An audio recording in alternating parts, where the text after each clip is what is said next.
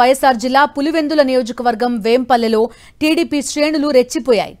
తువ్వపల్లెకు చెందిన వైఎస్ఆర్సీపీ కార్యకర్త అజయ్ కుమార్ పై దాడికి తెగబడ్డాయి. 100 మంది మాస్కులు వేసుకుని వచ్చి Pulivendula TDP incharge B Tech Ravi మనుషులమని చెప్పి క్రికెట్ బ్యాట్లు, కర్రలతో దాడి చేశారు. టీడీపీ నేతలు అచ్చకుంట రవితేజరెడ్డి, రఘునాథరెడ్డి పేర్లు చెబుతూ చావగొట్టారు.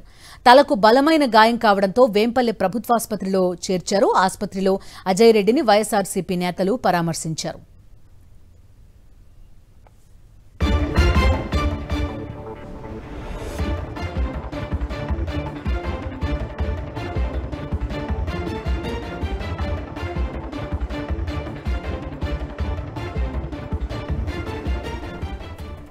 ఆంధ్రప్రదేశ్లో దాడులు ఆగడం లేదు. ప్రస్తుతం తలకు బలమైన గాయం కావడంతో వైఎస్ఆర్సీపీకి చెందిన కార్యకర్త ప్రస్తుతం ఆసుపత్రిలో చికిత్స పొందుతున్నాడు. పూర్తి డీటెయిల్స్ అడుగుదాం. మా కరెస్పాండెంట్ నాగరాజు ఫోన్ లైన్ లో ఉన్నారు. నాగరాజు, చెప్పండి. చూస్తున్నాం ప్రభుత్వాసుపత్రిలో చికిత్స పొందుతున్న వ్యక్తి కనిపిస్తున్నాడు. రిజల్ట్ నుంచి ఇదే పరిస్థితి, భౌతిక దాడులు కూడా చేస్తున్నారు. ఏం జరిగింది అసలు? ఎవరు దాడి చేశారు? వివరాలేంటి? దీంతో కూటమి నాయకులు ఎప్పుడైతే అధికారంలోకి వచ్చారో అప్పుడు జిల్లా వ్యాప్తంగా కూడా ప్రత్యక్షంగా కూడా దాడులకు పాల్పడుతూ ఆస్తుల ధ్వంసం కూడా కొనసాగుతూనే ఉంది. ఈ రోజు ఇదివరకే పులివెందుల నియోజకవర్గంలో కూడా టీడీపీ నాయకుల దాడులు కొనసాగినప్పటికీ ఈ రోజు మరో దాడితో కూడా భయాందోళన వాతావరణం అయితే సృష్టించారు.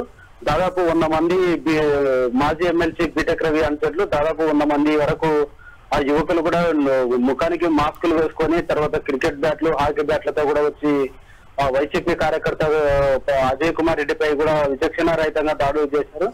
అయితే సమీపంలోనే వేంపల్లి సమీపంలోనే కొండల వద్ద కూడా ఇక్కడ ఈ దాడి చేయడంతో అతను అజయ్ కుమార్ అయితే తీవ్రంగా గాయాలయ్యాయి.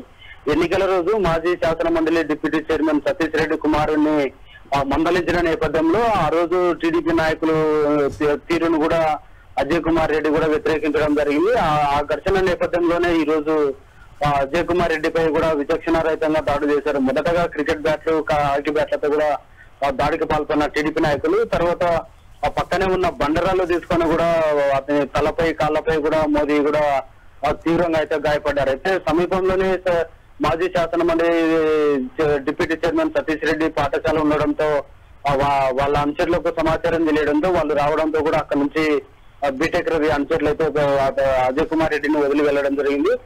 అయితే ఇక్కడ సమీపంలోనే వెంపల్లి హాస్పిటల్ కూడా సతీష్ రెడ్డి అనుచరులు హుటాహుటిన హాస్పిటల్ కు తీసుకురావడంతో అతనికి అయితే చికిత్స అందిస్తున్నారు.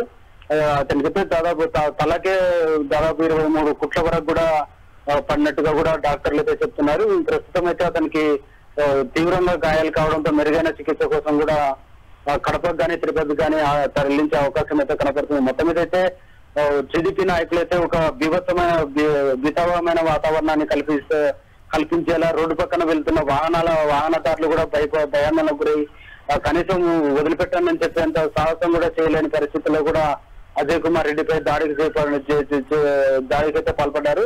అయితే ఇటువంటి దాడులు నియోజకవర్గంలో పునరావృతమవుతున్నాయి. ఇప్పటి వరకు పోలీసులు కఠిన చర్యలు తీసుకోకపోవడంతో కారణంగానే కూడా ఇలాంటి దాడులు జరుగుతున్నాయని చెప్పేసి కూడా నియోజకవర్గ వ్యాప్తంగా కూడా విమర్శలు అయితే వెల్లువెత్తుతున్నాయి. Okay Nagaraju, thank you.